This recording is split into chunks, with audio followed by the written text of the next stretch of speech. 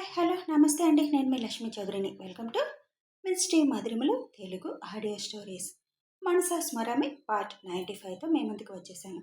కథలోకి వెళ్ళే ముందు ఎప్పటిలాగే రిక్వెస్ట్ ఇయ్యారు. వీడియోకి లైక్స్, హైప్ ఇవ్వడం మర్చిపోకండి. ఇక ఆలస్యం చేయకుండా కథలోకి వెళ్దాం. అభికి గండం ఉందని సుచిత్ర చెప్పడంతో అభిని అదే అడుగుతుంది అవని. ఏం గండం ఉంటే నీకెందుకు? ఎవరెలా పోతే నీకెందుకు? నువ్వు కూర్చున్న మాట మీదే అలా కూర్చో అని సీరియస్గా అని అక్కడి నుంచి బయటికి వెళ్ళిపోతాడు అభి. అభి వెళ్ళగానే అవని తల పట్టుకొని కూర్చుంటుంది. అసలేం చేయాలో ఇప్పుడు, ఏం నిర్ణయం తీసుకోవాలో తనకు ఏమీ అర్థం కావడం లేదు. ఒక పక్క బాధ్యత ఎదురు చూస్తుంది, ఇంకో పక్క బంధం కావాలని దగ్గరికి వస్తుంది. అభి అన్నట్టు బంధంలో ఉండి బాధ్యత మోయడం సులభమేనా? ఇప్పుడు బాగానే ఉంటుంది, రేపు పెళ్ళయ్యాక ప్రతిసారి నేను అమ్మా నాన్న అంటూ ఉంటే, వాళ్ళ గురించి పరుగు పెడుతూ ఉంటే చూస్తూ ఊరుకుంటారా అని ఆలోచన మొదలు పెడుతుంది. నువ్వెంత పిచ్చిగా ఆలోచిస్తావేంటి? అంతగా కోరొచ్చి నిన్ను చేసుకుంటానని అంటున్నా కూడా ఇంకా పారిపోవాలని చూస్తావు అని అంతరాత్మ ప్రత్యక్షమై అడుగుతుంది అవనిని. వచ్చావా? నువ్వొక్కదానివే తక్కువ అయ్యావని ఇప్పుడే అనుకుంటున్నాను. వచ్చేసావు. చెప్పు, నువ్వు కూడా ఏం చెప్తావు చెప్పు. ఇప్పుడు నన్నేం చేయమంటావు? ఎటూ కాకుండా తప్పించుకోవడానికి వీలు లేకుండా ఫుల్లుగా లాక్ చేసేశాడు నా మొగుడు. ఇప్పుడు నేను ఎలాంటి నిర్ణయం తీసుకోవాలి? పెళ్లి చేసుకోవాలా? చేసుకొని బాధ్యతను మోయగలనా? ఇప్పుడు ఉన్నట్టే అప్పుడు ఉంటుందా? అసలు ఈ పెళ్లి చేసుకోవడం వల్ల నా వల్ల అభి వాళ్ళకి ఏదైనా అయితే అప్పుడు నేను జీవితాంతం నన్ను నేను క్షమించుకోలేను. ఎలాంటి నిర్ణయం తీసుకోవాలో నాకేమీ అర్థం కావడం లేదు. నువ్వైనా చెప్పు అని అంటుంది అవని. ఇందులో చెప్పడానికి ఏముంది? అభి అంటే నీకు ప్రాణం. ఇప్పుడు అతనే నిన్ను పెళ్లి చేసుకుంటాను అంటున్నాడు. నువ్వు కాదంటే అభి ఇంకెవరిని పెళ్లి చేసుకోడు. విన్నావు కదా? పెళ్లి చేసుకుంటేనే అతనికి ఉన్న గండం పోతుందని. అయినా నీ పిచ్చి గాని, నీ వల్ల అతనికి ఏమవుతుంది? అసలు నీ వల్లే అతను ఈరోజు బతికున్నాడు. అది నువ్వు ఎలా మర్చిపోయావు? ఎప్పుడో ఎవరో వల్ల లేదా కర్మ వల్ల జరిగిన వాటిని నీ వల్ల అనుకొని మూర్ఖంగా ఆలోచించడం నీకే చెల్లింది. ఇప్పటికైనా సరిగ్గా ఆలోచించు, సరైన నిర్ణయం తీసుకో. అదృష్టం ఒక్కసారే తలుపు తడుతుంది. దాన్ని అందిపుచ్చుకున్నవాడు అదృష్టవంతులు అవుతారు, తోసేసిన వాళ్ళు దురదృష్టవంతులు అవుతారు. నువ్వు పిచ్చిగా ఆలోచించి ఇప్పుడు ఏదైనా తప్పు నిర్ణయం తీసుకుంటే తర్వాత నువ్వు ఎంత బాధపడినా నువ్వు పోగొట్టుకున్నది తిరిగి రాదు. ఒక్కటి చెప్పు, నువ్వు అసలు అభి లేకుండా బతకగలవా?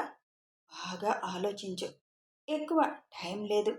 అభి మీ వాళ్ళ గురించి చెప్పింది కూడా ఒక్కసారి ఆలోచించు. అన్నీ ఆలోచిస్తే నీకే అర్థమవుతుంది నువ్వు ఎంత పిచ్చిగా ఆలోచిస్తున్నావు అని. ఏదైనా మంచి నిర్ణయం తీసుకో. చేతులారా దొరికిన అదృష్టాన్ని చేజార్చుకోకు. ఇక తర్వాత నీ ఇష్టం అని అంతరాత్మ మాయమవుతుంది. ఏం చేయాలో అర్థం కాని అవని ఇంకాలోచించే ఓపిక లేక టేబుల్ మీద తలవాల్చి కళ్ళు మూసుకొని జరిగినవన్నీ ఒకసారి తన కళ్ళ ముందుకు తెచ్చుకుంటుంది. బయటికి వెళ్ళిన అభి డాక్టర్ కిరణ్కి ఫోన్ చేస్తాడు. హలో అని ఆయన అనగానే, డాక్టర్, నేను అభిరామ్ని అని చెప్పి మీతో ఒక విషయం మాట్లాడాలి అని అంటాడు. చెప్పండి అభిరామ్. శంకర్ గారు ఉన్నారు కదా, మీరు ట్రీట్ చేస్తున్న అతను? అభిరామ్. అతనితో ఏదైనా విషయం గురించి మాట్లాడొచ్చా? అంటే కొన్ని నిజాలు తెలుసుకునే టాపిక్ లాంటివి. ఎస్ అభిరామ్, మాట్లాడొచ్చు. కానీ ఆయన స్ట్రెస్ తీసుకోకుండా చూస్తూ నెమ్మదిగా మాట్లాడాలి అని చెబుతాడు Kiran. Okay, thank you doctor. No formalities అని కిరణ్ ఫోన్ కట్ చేస్తాడు.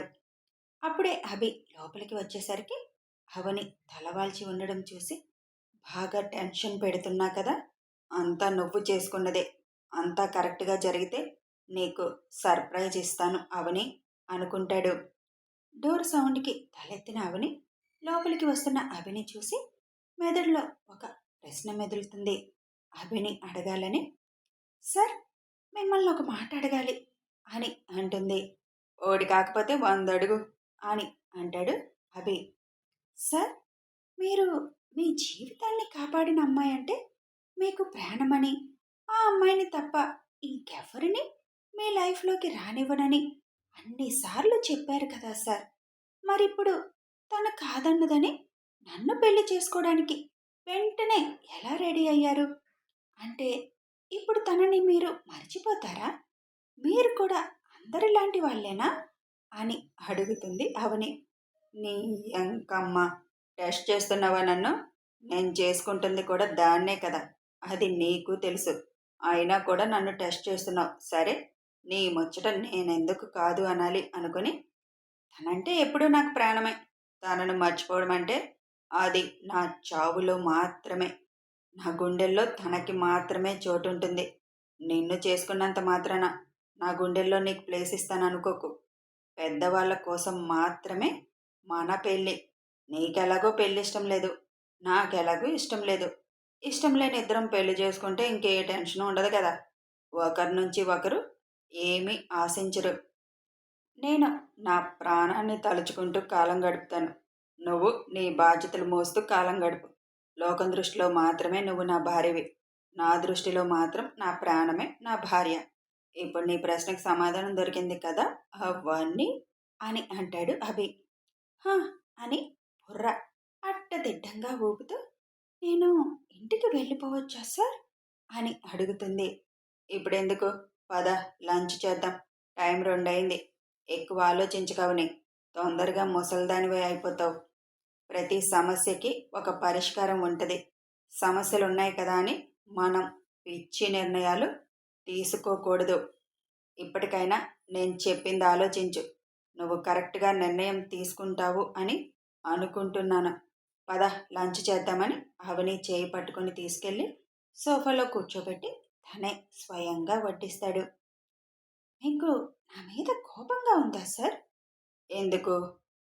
మీరు కోరుకున్న అమ్మాయి నా వల్ల దూరం అయ్యింది కదా! చూడవని, ఏది జరిగినా మన మంచికే అని అనుకోవాలి. అయినా నాకెందుకో మొదటి నుంచి అనుమానమే. నీ మాటలు ఒకటి చెప్తే నీ కళ్ళు ఒకటి చెప్తాయి అంటూ అవని నోటి దగ్గర ముద్ద పెడతాడు అభి. దానికి అవని తడబడుతూ, అలా ఏం లేదు సార్, నేను తింటాను అని అంటుంది. ఏ, తినిపించకూడదా? నోరు తెరువు అని గట్టిగా అరుస్తాడు. దానికి ఠక్కన నోరు తెరుస్తుంది అవని. నువ్వసలు చిన్నగా చెప్తే ఏ విషయం వినవు కదా అని అంటాడు అభి. అదేం లేదు సార్. నువ్వు నన్ను ప్రేమిస్తున్నావు కదా అవని? No sir. లేదవని, నాకెందుకో నువ్వు నన్ను ప్రేమిస్తున్నావని బలంగా అనిపిస్తుంది. అలాంటి ఆలోచనలే ఉంటే వదిలే. మళ్ళీ నాకు మీరంటే ఇష్టమని నన్నే విషయంలోనూ బలవంతం పెట్టకూడదు. నీ దారి నీదే, నా దారి నాదే. మనిద్దరి దారి ఒకటే దారి, గోదారి దూకడానికి అని అభి నవ్వుతూ అంటాడు. అవనికి మాటలు చెప్తూ మొత్తానికి అన్నం తినిపిస్తాడు అభి. తనకి తినిపిస్తూ తను కూడా అదే చేత్తో తింటూ ఉంటాడు. తనకున్న టెన్షన్స్లో అదేమీ పట్టించుకోలేదు అవని పాప. అభి తినిపిస్తుంటే మాత్రం మనసు తృప్తిగా, కడుపు నిండా తిన్నది. మనసు అనుక్షణం అభి సాంగత్యం కోరుతుంది. మైండ్ మాత్రం బాధ్యత అంటూ ఆపేస్తుంది. తనకున్న టెన్షన్లకి అభి దగ్గరలో ఉంటేనే ఏదో రిలీఫ్గా ఉన్నట్లు అనిపిస్తుంది అవనికి. ఇటు తేల్చుకోలేని పరిస్థితిలోకి వెళ్ళిపోయింది అవని. ముఖ్యంగా సుచిత్ర గారు చెప్పిన గండం గురించి ఆలోచించడం మొదలుపెట్టింది. మొత్తం తినిపించాక హ్యాండ్ వాష్ చేసుకొని వస్తాడు అభి. సార్, అసలు మీకున్న గండం ఏంటి సార్ అని అడుగుతుంది తెలుసుకోవాలన్న ఆతృతతో. ఇప్పుడు వాటి గురించి నీకెందుకు అవని? ఒకవేళ పెళ్ళయ్యాక నాకేదైనా అయితే లేదా నేను పోతే నీకు ఇబ్బంది అనా అంటాడు. అంతే. ఆ మాటకి కోపం ఫుల్గా వచ్చేస్తుంది అవనికి. అభికి దగ్గరగా వచ్చి, ఏం మాట్లాడుతున్నారు మీరు? నేను అలా ఆలోచించేదాన్నా? అసలు మీకేమన్నా జరగనిస్తానా నేను? మాట్లాడితే పోతే అంటారు. అంత సరదాగా ఉందా పోవడానికి? మిమ్మల్ని నమ్ముకున్న వాళ్ళందరూ ఏమైపోవాలి? మీకేదైనా అయితే మేమేమైపోవాలి అని ఫ్లోలో అంటుంది. నాకేదైనా అయితే నీకేంటి ప్రాబ్లం అవని నీకు నేనంటే ఇష్టం లేదు కదా. మీరంటే ఇష్టం లేదని నేను చెప్పానా? అంటే నేనంటే నీకిష్టమా? అని నవ్వుతూ అడుగుతాడు అభి. వెంటనే తనేమన్నదో గుర్తు చేసుకొని, మీలాంటి ఇంత గొప్ప బాస్ ఉంటే ఏ ఎంప్లాయీస్ ఇష్టం ఉండదు? అలాగే నాకు ఇష్టం. మీరు చాలా మంచి వ్యక్తులు. అందుకే మీరంటే ఇష్టం అన్నాను. అంతేకాని ఇంకో అర్థం తీయకండి అని మొహం పక్కకు తిప్పుకుంటుంది అవని. ఏమో, డ్రింక్ చేసినప్పుడు ఐ లవ్ యూ అని చాలాసార్లు చెప్పావు. మరప్పుడు చెప్పినవి నిజాలే కదా. మత్తులో ఉన్నప్పుడు మనసులో ఉన్న మాటలన్నీ బయటికి వస్తాయి అంటాడు అభి. అసలు ఆ రోజు పార్టీకి రాకుండా ఉండుంటే ఇదంతా జరిగేది కాదు. అనవసరంగా వచ్చాను. వచ్చిన దాన్ని ఊరుకోకుండా వాచ్‌మెన్ చైర్ దగ్గరికి ఎందుకు వెళ్ళాను? నా కర్మ కాకపోతే తనని తానే తిట్టుకుంటూ తన డెస్క్ దగ్గరికి వెళ్ళిపోతుంది. అభి చిన్నగా నవ్వుకుంటూ, ఇవాల్టికి ఇంటికి వెళ్ళు. ఇంట్లో వాళ్ళతో మాట్లాడాలి కదా. నువ్వు మాట్లాడతావో, మమ్మల్ని వచ్చి మాట్లాడమంటావో ఆలోచించుకో బాగా అని చెప్పి అభి ల్యాప్టాప్ ముందు కూర్చుంటాడు. ఇంట్లో చెప్తే ఏముంది? ఎగురుకుంటూ ఒప్పుకుంటారు. వాళ్ళకదే కదా కావాల్సింది. అసలు అభి మనసులో ఏముంది? నన్నే ప్రేమిస్తున్నాడు. కానీ నేనని తెలియక నన్నే దూరం పెట్టాలనుకుంటున్నారు. అసలిప్పుడు నేనే ఆ అమ్మాయినని చెప్పినా నమ్మరు. ఎందుకంటే చైన్‌ల గురించి నేనే వాగాను. అభి సార్ దగ్గర బ్యాంగిల్ లేదు. మిస్ చేశా అన్నారు. పోనీ అది సాక్ష్యంగా చూపిద్దామనంటే ఇప్పుడు మొత్తం కథ తెలిసింది. కాబట్టి నేను కావాలని చెప్పానని అనుకుంటారు. ఇంక చెప్పినా అనవసరం. ఒకవేళ నా గుండెల మీద గాయం చూపించినా అది నేనే చేశాననే రుజువేంటి అని అడిగితే నా తల ఎక్కడ పెట్టుకోవాలి? ముందంతా చెప్పలేదు, ఇప్పుడెందుకు చెప్పావు అంటారు. లేదా ఇప్పుడు నేను చెప్పిన కథ నాకు అల్లుతున్నావని ఈజీగా అంటారు అభి సార్. అది కూడా నిజమే కదా. 4 నెలలుగా చెప్పని నిజం 4 రోజుల్లో ఎందుకు చెప్తున్నావని అనుమానం వస్తుందిగా. ఇంక నిజాన్ని నేను ఎప్పటికీ చెప్పలేనేమో. అలా చెప్పకపోతే నన్నే తలుచుకుంటూ నాకే దూరంగా ఉంటారు అభి సార్. నేను కోరుకుంటుంది అదే కదా. మళ్ళీ నాకెందుకు అభి సార్ గురించి బాధ? మా కథ ఎటు తిరుగుతుందో, ఎన్ని మలుపులు తిరుగుతుందో మాకే అర్థం కావడం లేదు అనుకుంటూ అభిని చూస్తూ ఆలోచిస్తూ ఉంటుంది అవని. కథ కొనసాగుతుంది.